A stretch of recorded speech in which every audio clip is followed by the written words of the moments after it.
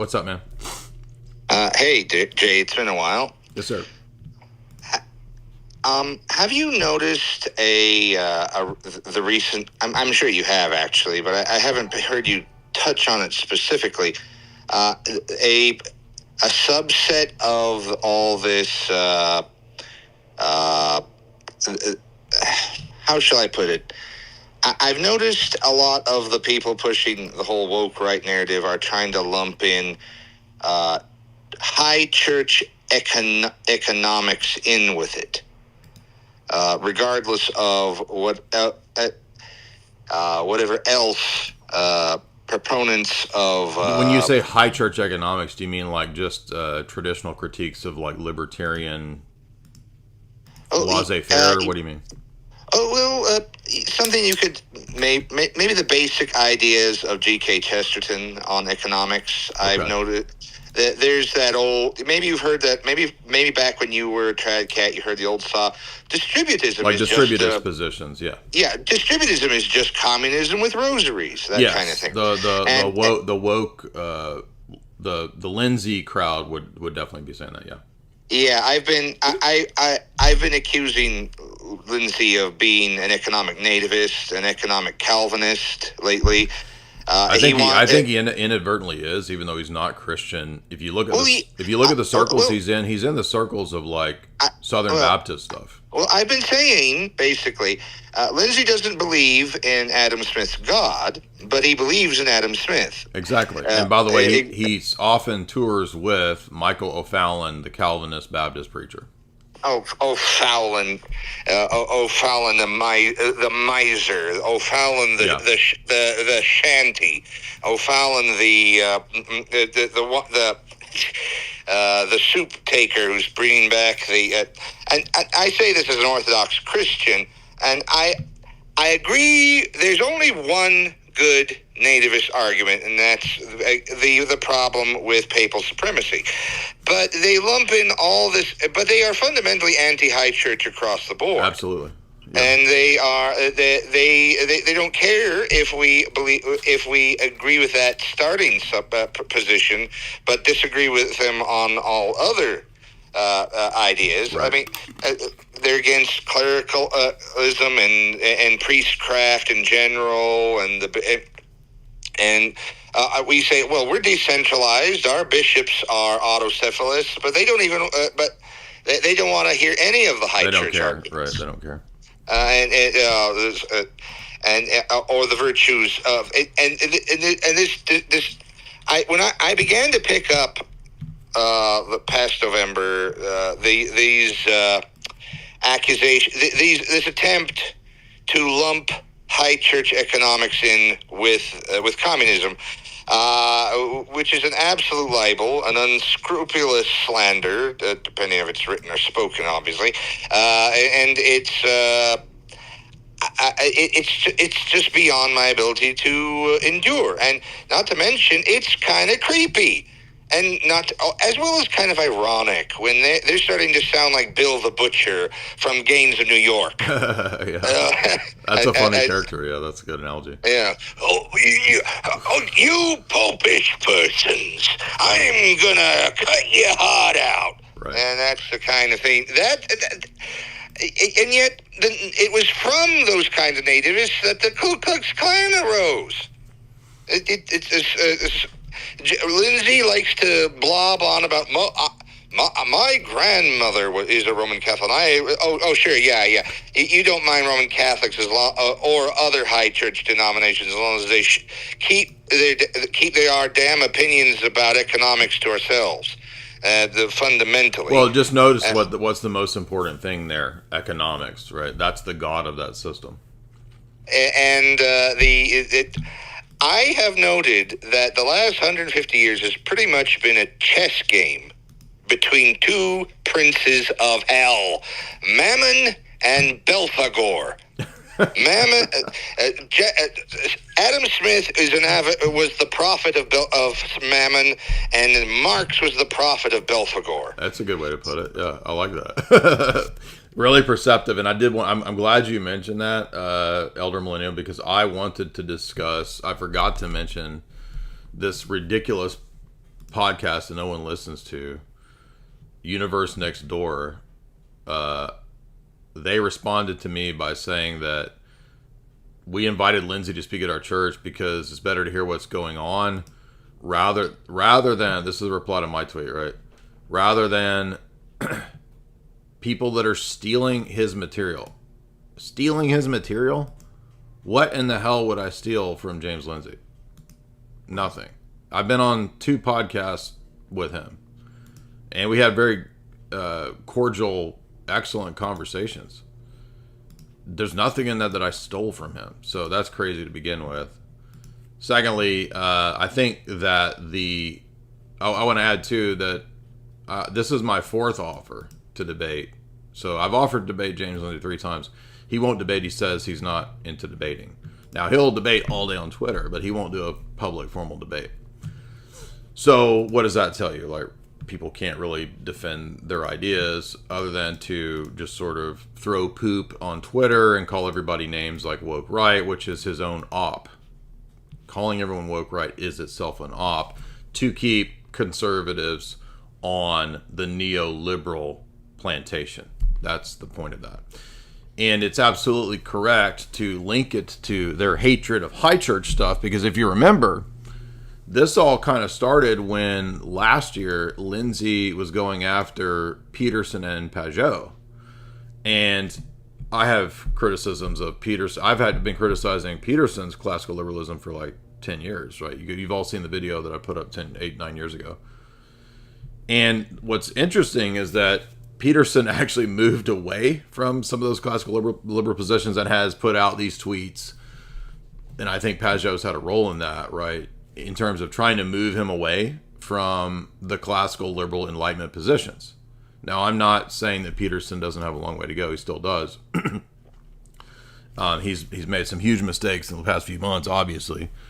But Pajot and Peterson are more in the right direction for sure on this issue of the Enlightenment than Lindsay. And it's just funny that all this kicked off with Lindsay going after Peterson and Pajot last year. And then I only saw one clip from when Peterson had Lindsay on the podcast the other day. And it was like Lindsay doing the silly word concept fallacy of like, what is Lucifer, the light bringer, the son of the morning? What do you do in the morning? You wake up. That's woke. Like, we're talking like Jordan Maxwell level word concept fallacies. What is the birth of a ship? The birth is where the ship enters the water. From the front, you are birthed through your mother's canal through water. That birth then makes you under the admiralty law of the New World Order, right? Just like insane schizo level. I'm not saying James Lindsay schizo. I'm saying that the level of word concept fallacies that are classic to the Jordan Maxwell sphere are identical to the argumentation of James Lindsay. And again, he's in the Reformed Baptist sphere. Of course he's going to think that anything high church, if you say the mysteries, right, which we mean the sacraments. And I remember when I was Protestant, my Reformed pastor would say, the mysteries, that's the ancient pagan mysteries. Even though Paul uses the word mysterium in the New Testament, mysterion in the Greek, it's like, oh, that's the same thing as the pagan ancient mysteries. Like you couldn't say the mystery of the Trinity. This is just so silly. And this is why the church fathers are absolutely correct to say that heretics get confused and stumble over words. They actually can't do grammar. I mean, it's true they can't do metaphysics either, but we a lot of times get caught up in the metaphysics of this or that heretical position. Oh, the Arian position is subordinationist. It denies, homoousios. It's homoousios. But just like with Orientals or Monophysites or whatever, like they get hung up on words and they can't understand flexibility with language. It's really weird. We've talked about this so many times on the channel, how people have such a hard time with the flexibility of language. Right. And saying that language is flexible and it deals with intentionality and with context doesn't mean that it's totally relative. There's some middle way point here between a stupid position that a word can only have one referent or one meaning. Okay, that's really dumb. Versus some other position of like, oh, well, words or, postmodernism or something like, well, you can never know the meaning of the word and the author's intent or anything like that. So there's two extremes of this, but in the middle is a position that says that words aren't totally relative or flexible, but they are to a degree relative and flexible. Again, look at Dr. Branson's classic example. Does the word kid have one referent?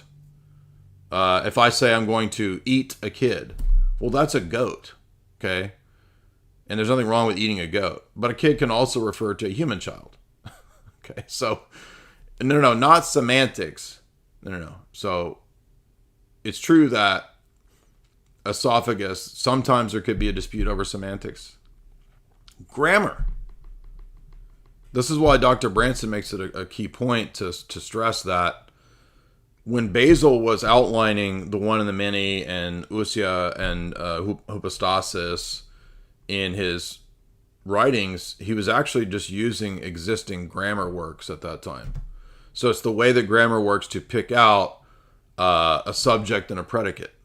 And literally, like heretics and uneducated people, like they just make really fundamentally stupid mistakes over this kind of stuff.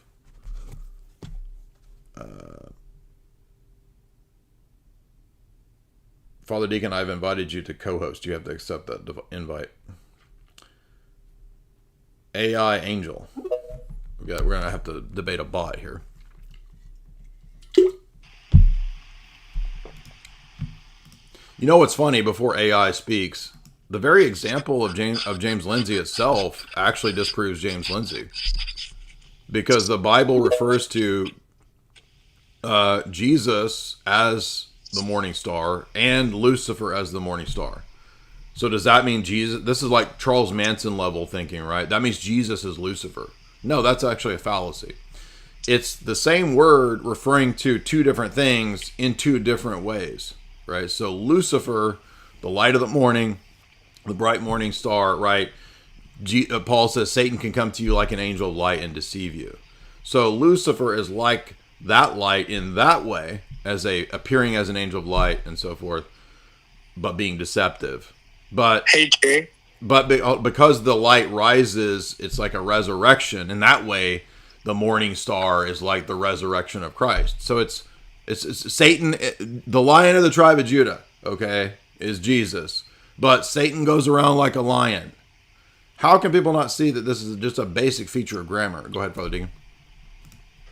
Can you tell the audience, remember when we were in LA with Jamie Kennedy and after you were signing books and that guy came up and he was playing that like word, he was like, see, lion has the word lion in it, liar, right? Which has an L.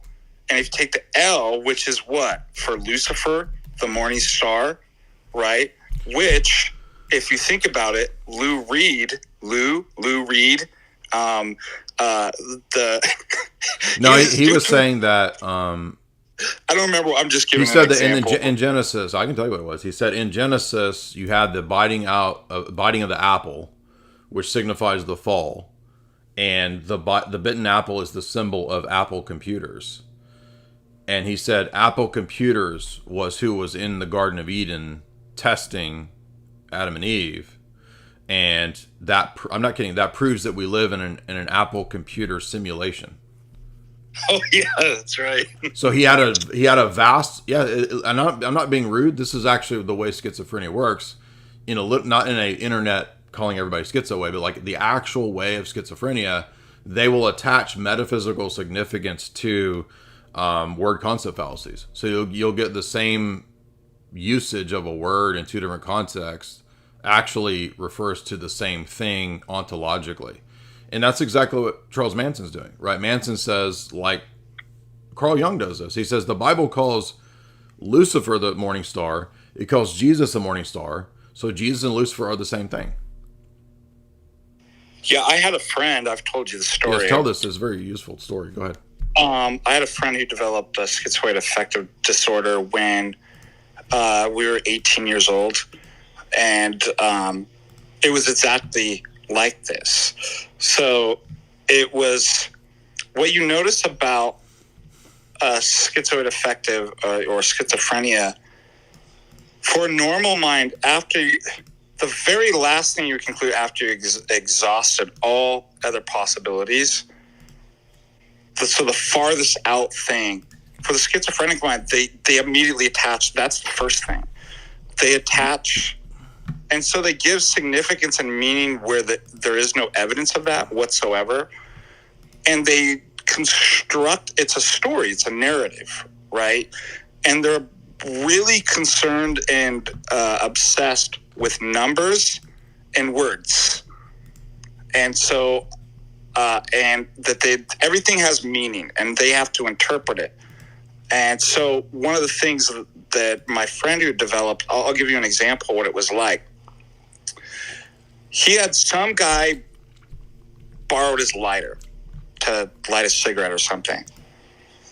And the guy forgot to give it back. And so he drove away thinking about, started, obsessing about this. Like, who is that guy? Why would he take my lighter? Blah, blah, blah. It was my only lighter that I had. It was a red lighter. And, he was going on. Anyways, then later in the day, a friend pulls out a red lighter. And what does he do? He's like, I had my lighter stolen. Now you're pulling out. It could have been any lighter, but it was a red lighter. But red is the universal sign for stop. To stop. Maybe you're telling me to stop smoking. Maybe this whole thing was organized by you to.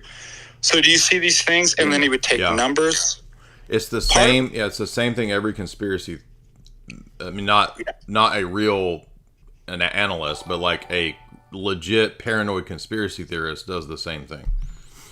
And it made it extremely anxiety inducing to be around him because you knew anything you could do that was unintentional, right? It's like, what if I move my hand this way? Would be misinterpreted as some kind It's going to be misinterpreted. It'd be like, that's the Mason's hand. Like, why would you give a Mason signal? Right. Are you a Mason? Are you again? Like, it was all like this kind of, just elaborate.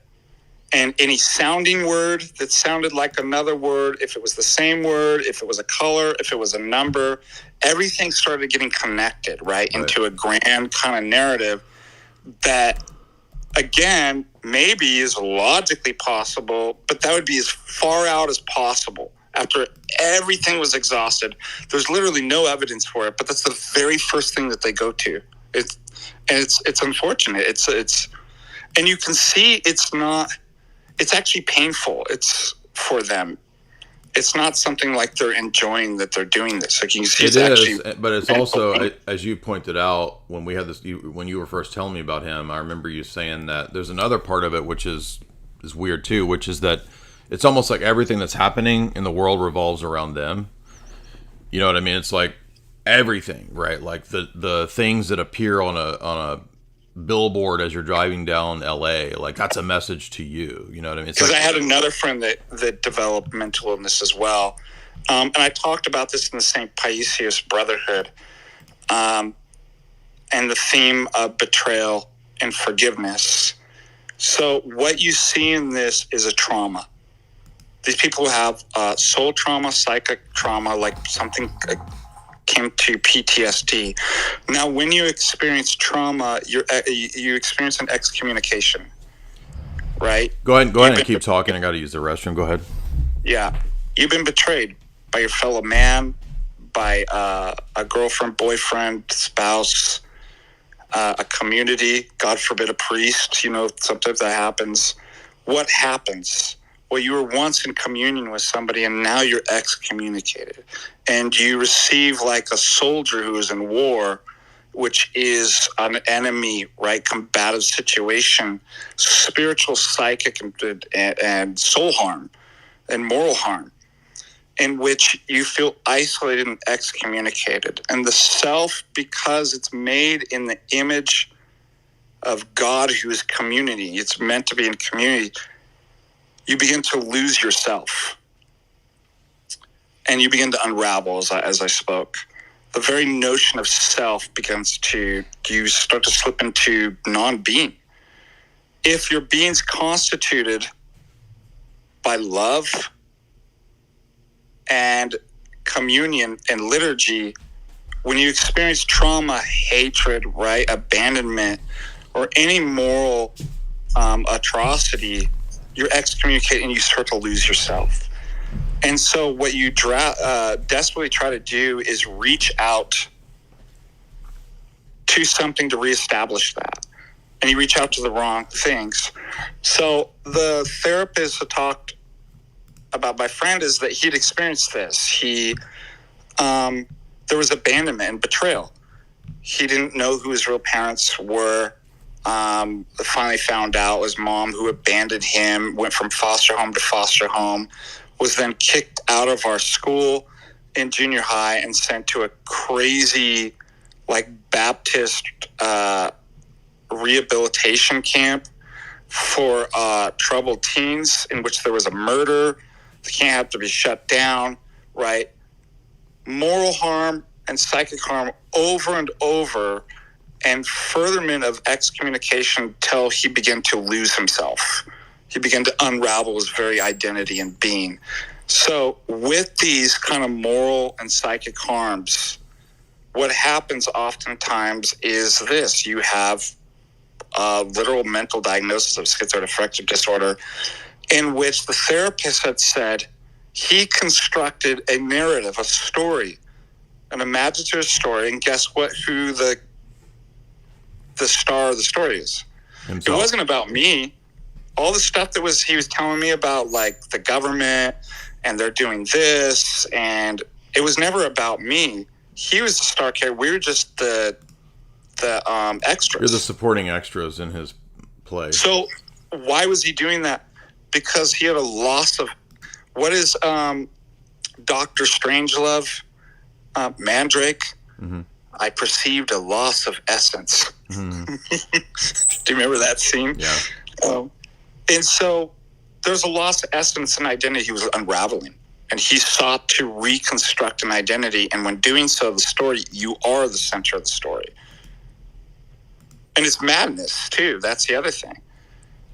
If you've lost yourself in your mind and there's nothing to hold on to, no wonder you reach out to, like, well, 5378. Now that was the license plate of the last one. If you add those numbers, it actually does. Yeah. And if you actually translate into the Hebrew, that does spell red. And now you're here with the red lighter, which means stop. Why don't you stop talking, or do I stop talking? Do you see? Do you remember the movie Pi, the Darren Aronofsky movie from 1998? Yes. Yeah. So it's been probably 25 years since I watched it, but if I remember, doesn't he go crazy at the end? It's the same situation where you have this. Yeah, he drills. Yeah. He can't even get his thoughts to stop, and doesn't he take a drill and drill a hole in his head? Something crazy like that. Yeah, like and it's like he's in the rabbinic Jewish community, and he gets interested in gematria, yes, and Kabbalah, and so he starts seeing everything as, math code, just like the gematria idiots on the internet do, and he basically just goes insane. It's a pretty good. I tried to figure out the stock market, because he thinks the stock market a number that all humans. So notice it's thoroughly reductive of what a human being is. A human being can just be reduced to propositions, numbers, and formula, right? So it's just way too complicated. But see, he's smart enough, so he's the star of his own story too. I'm smarter than everybody. Mm-hmm. I'm the mathematician. I'm actually going to come up with this formula to understand the stock market, and then I'll be able to predict all human behavior. All humanity will be able to reduce to a mathematical formula. And in his attempt to understand humanity, he loses humanity and he loses himself. That guy who called in the other day, Derek Bros, and I'm pretty sure it's the same Derek Bros that is the conspiracy guy. I'm not sure because it's different profile names, but it was a very large account, like 100,000, that called in. You may not have been on here, I don't remember, but he was the guy saying that he's decoded the real message of Jesus through cryptography. Did you hear that guy? Yeah, by the way, John Nash came to give a lecture at my college. Oh, yeah? Yeah. Somebody put John Nash in there, too. No, I missed that. That's interesting. Yeah, it's a demonic delusion Yes. that is telling you that you've kind of figured out all the secrets, and you're the great esoteric master. It's just a delusion playing on our pride as human beings to want to be kind of some kind of special decoder of the matrix type of person.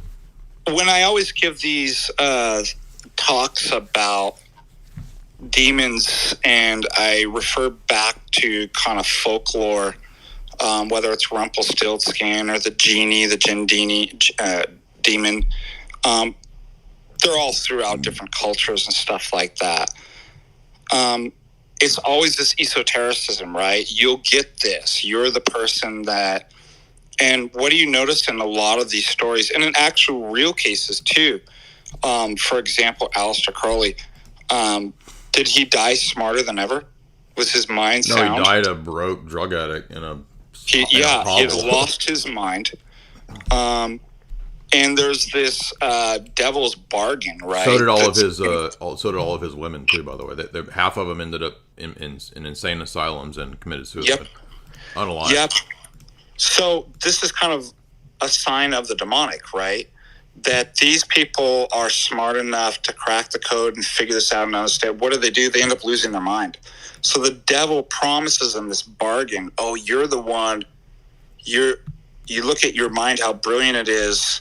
And in the bargain, in the contract, when you play around with this, you actually end up losing the one thing that you thought you had. And that was so great. Yeah, you idolize your mind and your IQ and your reasoning and your powers of mental faculties, and then the bargain is that becomes your god, and then you lose it. Yep, exactly. That's a really perceptive point.